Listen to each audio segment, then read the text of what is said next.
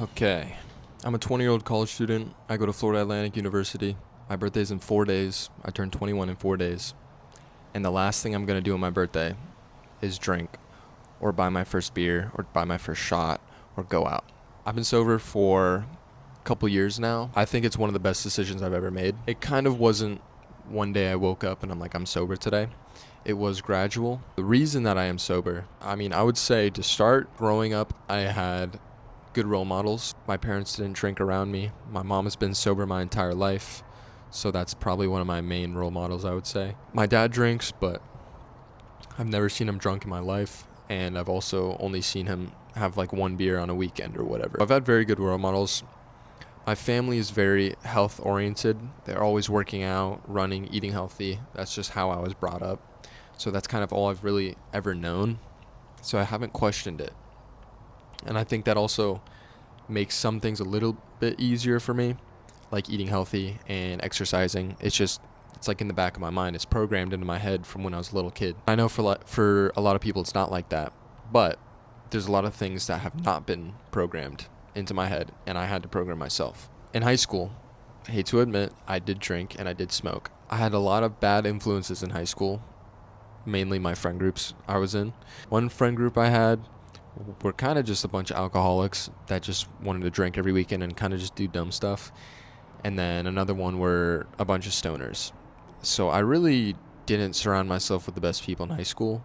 Now, like thinking about it, I can't say I regret it because the things that I learned then, those experiences, have made me into the person I am now. If I never would have tried weed, or if I never would have tried alcohol, maybe I would have been curious now if I've never tried it and would have tried it now, and then would have delayed this whole thing. So I am grateful for those times. I'm grateful for those people. I've personally never struggled with like relapsing or FOMO of like wanting to go out and stuff like that. I did in high school have a good amount of FOMO, which is probably the main reason I actually did go to parties and stuff. From personal experience, the best way I would deal with it, to basically work on yourself when people are going out and partying.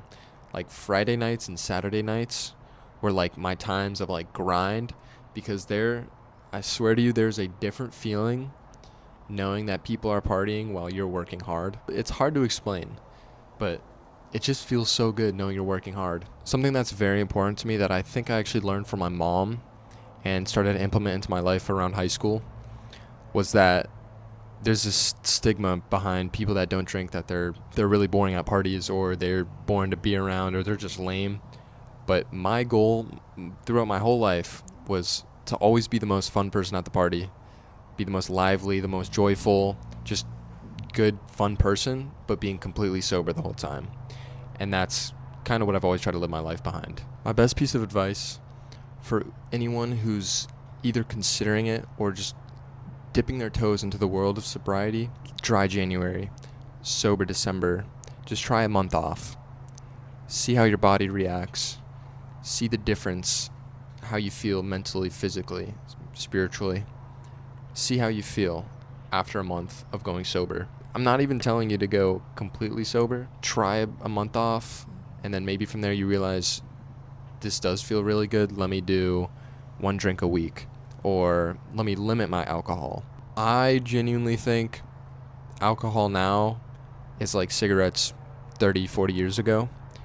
I think we're going to look back at alcohol and say, what were we thinking? Like, why were we letting 16-year-olds drink? Now, I know we're not letting because it's not legal, but every 16-year-old drinks. All right, just a little pause here. Yes, not every 16-year-old drinks. I'm just saying from my experience, almost every person I knew in high school drank at 14, 15, 16 years old. So I'm just speaking from my experience. I don't know the actual stat. It could be like 30, 40% of like Americans in high school drink or something like that. I don't know. Like, why were we doing that? Like, why was this so normalized? Why was this so fun and cool and just popular? I genuinely think we're going to look back and say, what were we doing? Just like with cigarettes now. Doctors prescribed cigarettes like 40 years ago, 50 years ago. And then now you look back and you're like, what were they thinking? The reason I'm here is to just tell you my story. And if you're looking into getting into anything like this, just know that it can completely change your life. I'm living proof that it has completely changed my life for the better. And it's kind of one of those things that once I've tried it, like once I've been sober for long enough, It's kind of like I'll never go back. I'm not going to say never because I don't know how my life's going to pan out. But as my 20-year-old self, like, I know I'm never going back. It helps me stay more connected to things that actually matter in my life. My spirituality, alcohol, like, sucks me away from that. So does a lot of other distractions in my life. And what's crazy to me is that for the amount of alcohol we consume in America, we're also one of the least spiritual and least religious countries in the world. I feel like it makes sense if you really think about it. To really, really level up your life, one of the first steps I would make is limiting or completely eliminating alcohol.